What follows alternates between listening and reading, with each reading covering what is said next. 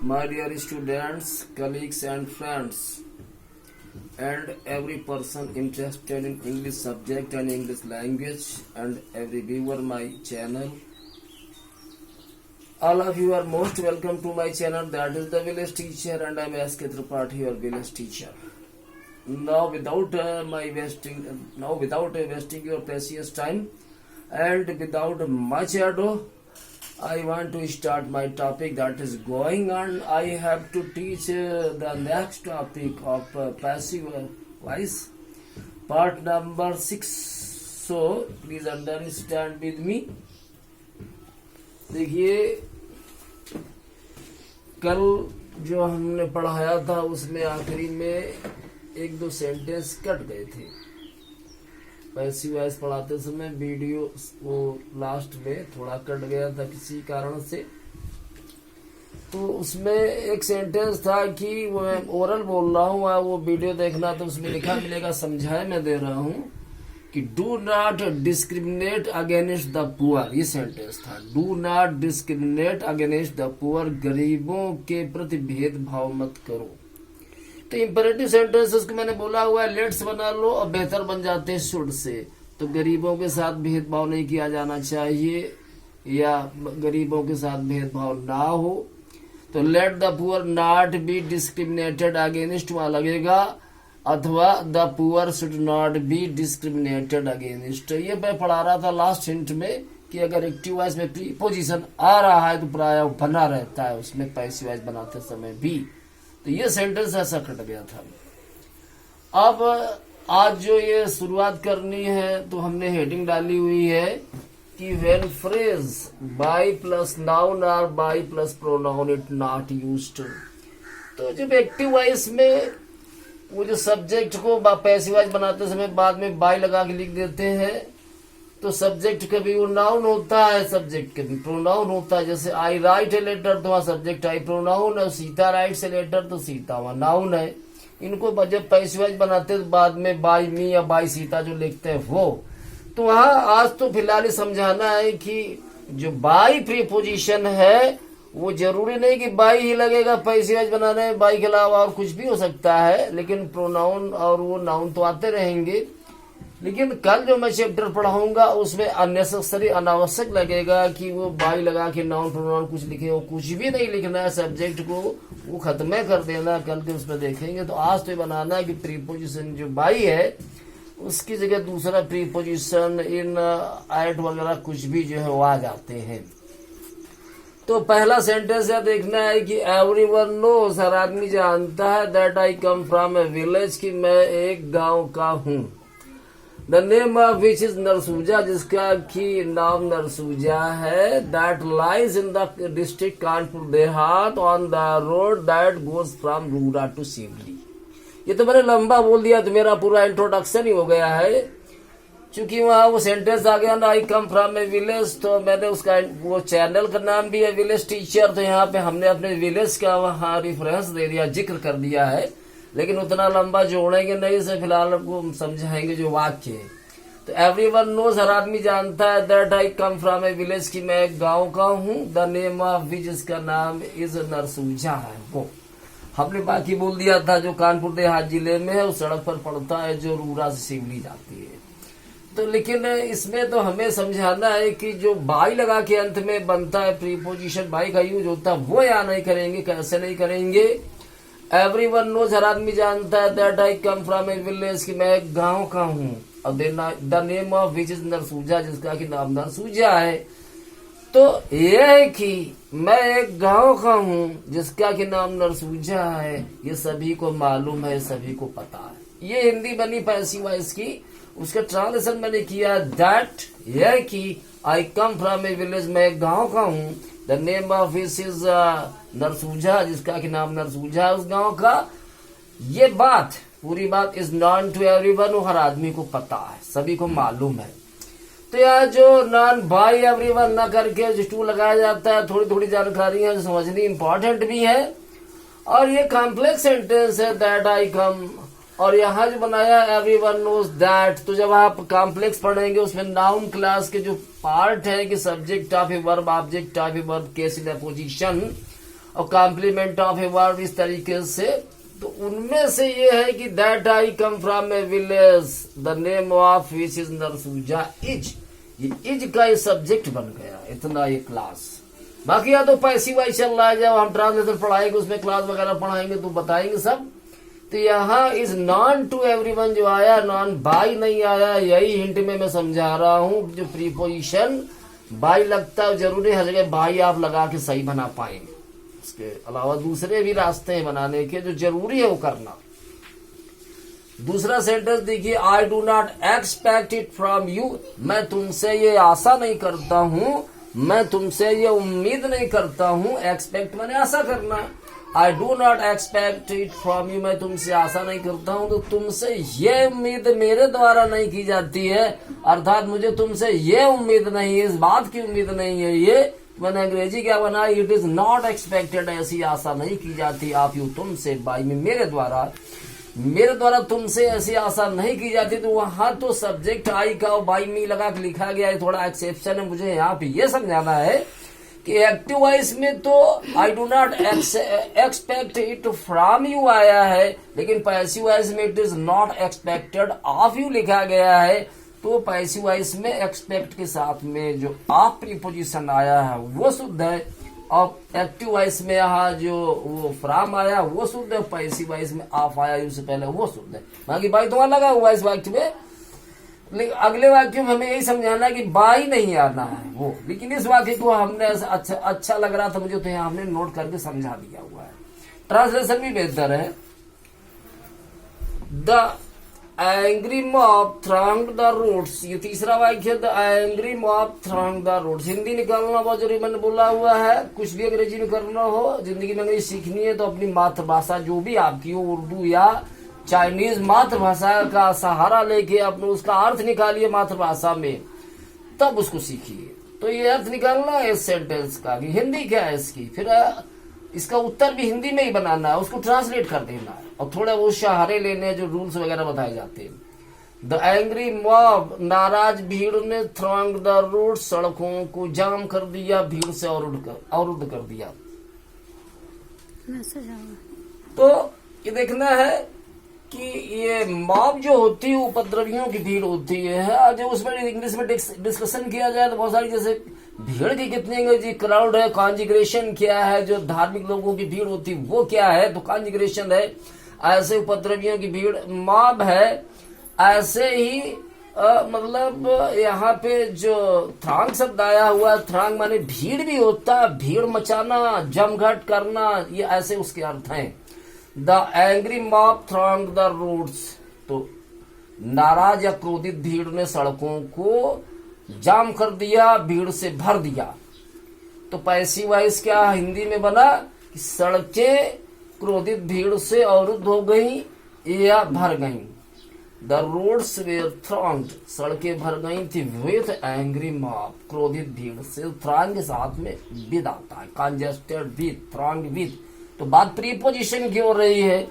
तो इंग्लिश का हर चैप्टर एक दूसरे से जुड़ा हुआ है, कि जैसे आप ट्रांसलेशन कर रहे हो तो वहाँ प्रीपोजिशन है, मालूम है एडवर्ब क्या है, कुछ भी क्या कैसे चलता है, मीनिंग क्या है, ब्रॉडकास्ट रहना है, ब्रॉडकास्टेड होना है, कास्ट की कीमत है, कास्टेड होना है कि नहीं होना है, तो ये तो चौतरफा उसका लिंक होता है। फिलहाल आप यहाँ खास करके देखिए कुछ ट्रांसलेशन मिलेंगे। वैसे चैप्टर तो पैसिव वॉइस का है, लेकिन मैं हिंदी बोलता हूँ, ट्रांसलेशन है। जो प्रीपोजिशन आ रहे हैं वो भी आपकी जानकारी में शामिल है। अगला वाक्य देखिए, ए ब्लो ऑफ लाठी, लाठी के एक प्रहार ने किल्ड द मैड डॉग, पागल कुत्ते को मार डाला। लाठी के एक प्रहार ने पागल कुत्ते को मार डाला। तो करता सब्जेक्ट क्या, लाठी का एक प्रहार, ए ब्लो ऑफ लाठी, और ऑब्जेक्ट क्या है, द मैड डॉग, पागल कुत्ता, और भाई किल्ड, पास्ट इंडेफिनिट टेंस है। लाठी के एक प्रहार ने पागल कुत्ते को मार दिया। तो लाठी के एक प्रहार के द्वारा पागल कुत्ता मारा गया, या लाठी के एक प्रहार से पागल कुत्ता मारा गया, मर गया। The mad dog was killed, पागल कुत्ता मारा गया या मर गया जान से। और विद ए ब्लो ऑफ लाठी, लाठी के एक प्रहार से। तो प्रीपोजिशन में हम लोग पढ़ते जब किसी यंत्र की सहायता से काम करते हैं वहां लगाते हैं प्रीपोजिशन विद। तो यहाँ बाई के वजह वो विद लगा हुआ है, वो समझना है।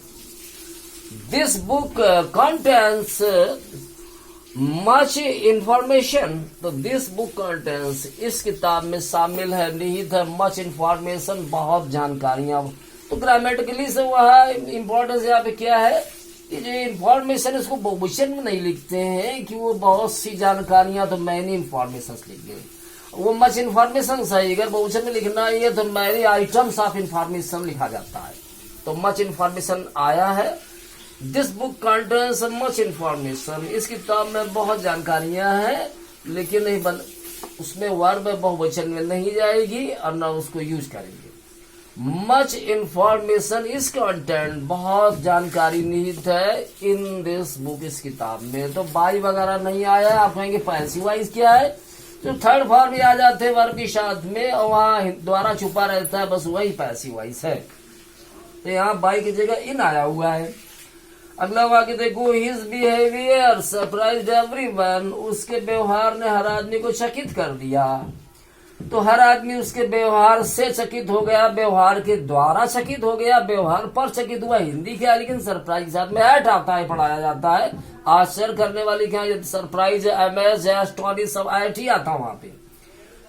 तो एवरीवन वाज सरप्राइज्ड, हर आदमी आश्चर्यचकित हो गया था। ऐट हिज बिहेवियर, बाई वहां नहीं, ठीक है, ऐट आया हुआ, यही मैं हिंट बता रहा हूं यहाँ फिलहाल। और कल जो मैं इसमें वीडियो प्रस्तुत करूंगा उसमें तो ये बाई लगा के ना बाई आएगा ना कुछ, वहां तो सब्जेक्ट जो बाई लगा लिखते हो पूरा ही वो फ्रेज है गायब होगी, क्योंकि उसके अनावश्यक लिखना होगा। तो कल आप देखेंगे। अब अगला वाक्य समझेंगे कि हिज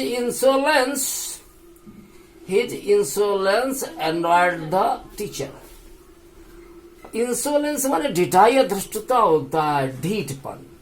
इसका ढीठ व्यक्ति को इंसोलेंट बोलते हैं। His insolence annoyed the teacher, उसकी ढिठाई ने अध्यापक को नाराज कर दिया, क्रोधित कर दिया। तो अध्यापक उसकी ढिठाई पर नाराज हो गया। व्यक्ति से नाराज या खुश होते हैं प्रीपोजिशन विद, उसके कार्यों, आचरणों, व्यवहार से नाराज या खुश, प्रीपोजिशन एट। तो सुनते एट आना है। अध्यापक उसके व्यवहार से नाराज हो गया। The teacher was annoyed at, angry at, vexed at, annoyed at his behaviour, annoyed at his insolence, उसकी ढिठाई पर नाराज हो गया। The teacher was annoyed at his insolence, अध्यापक उसकी धृष्टता पर, ढिठाई पर नाराज हो गया था।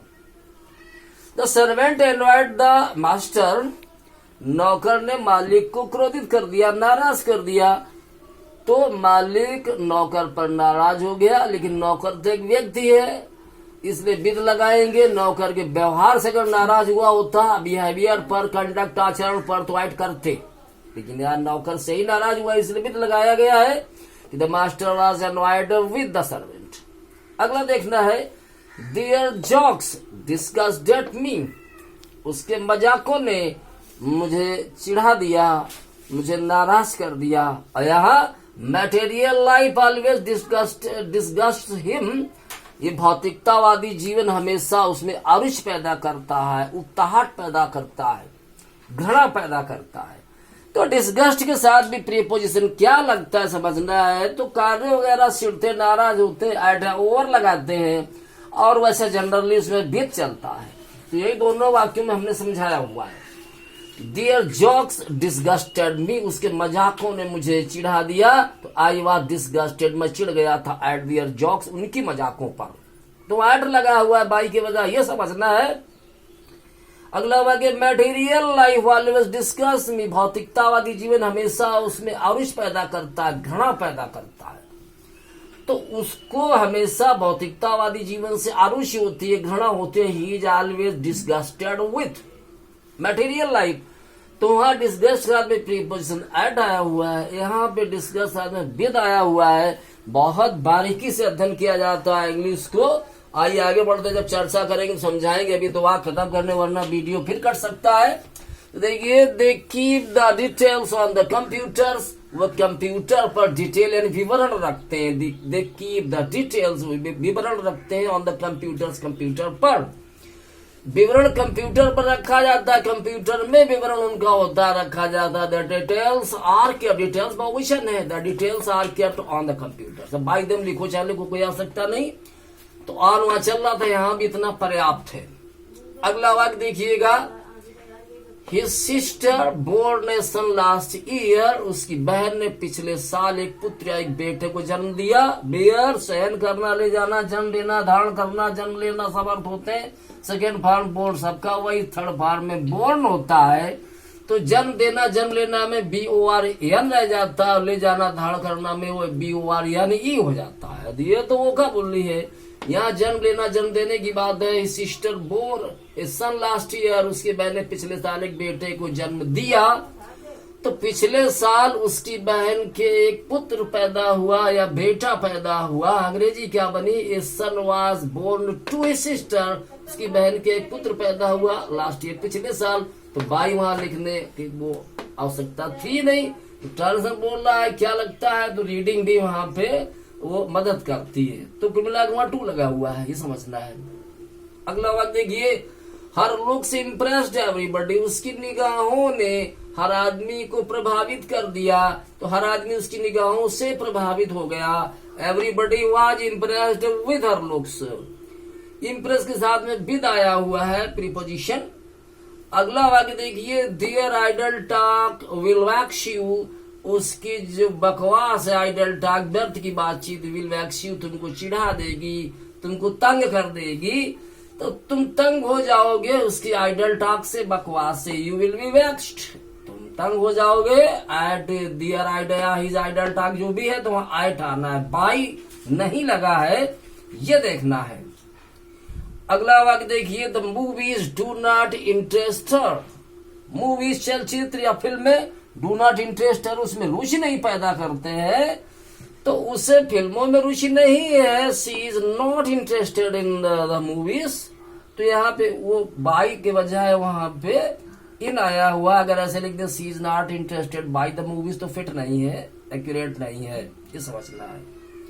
अगला देखिएगा वाक्य, your explanations will not satisfy your boss, तुम्हारे जो स्पष्टीकरण एक्सप्लेनेशंस विल नॉट सेटिस्फाई, संतुष्ट नहीं कर पाएंगे योर बॉस, तुम्हारे बॉस को, मालिक को संतुष्ट नहीं कर पाएंगे तुम्हारे जो एक्सप्लेनेशन, तर्क है, जो स्पष्टीकरण है वो। तो यहाँ योर एक्सप्लेनेशन से यही सब्जेक्ट है, वो बाद में बाई लगा के होना चाहिए, लेकिन बाई लगेगा नहीं क्योंकि सेटिस्फाई साथ में विद आता है वो। तो तुम्हारा बॉस तुम्हारे तर्कों या स्पष्टीकरण संतुष्ट नहीं हो पाएगा, नहीं होगा। Your boss will not be satisfied, तुम्हारा बॉस संतुष्ट नहीं होगा विथ योर एक्सप्लेनेशन, तुम्हारी स्पष्टीकरण से। अगला वाक्य देखो, his actions pleased his father, उसके कार्यों ने उसके पिता को खुश कर दिया। तो उसके पिता उसके कार्यों से खुश हो गए थे। His father was pleased with his actions, तो वहां तो विद आ जाएगा। अगला वाक्य देखिए, हर बिहेवियर शॉक्ड मी, उसके व्यवहार ने मुझे सदमे में पहुंचा दिया, दुखी कर दिया, शॉक्ड कर दिया। तो आई वाज शॉक्ड, मैं शॉक्ड हो गया था, सदमे में आ गया था, मैं दुखी हो गया था। एट हिज बिहेवियर, उसके बर्ताव पर, व्यवहार पर। तो शॉक के साथ में एट आता है प्रीपोजिशन, वहां बाई नहीं आना चाहिए, यही इंट में समझाया जा रहा है।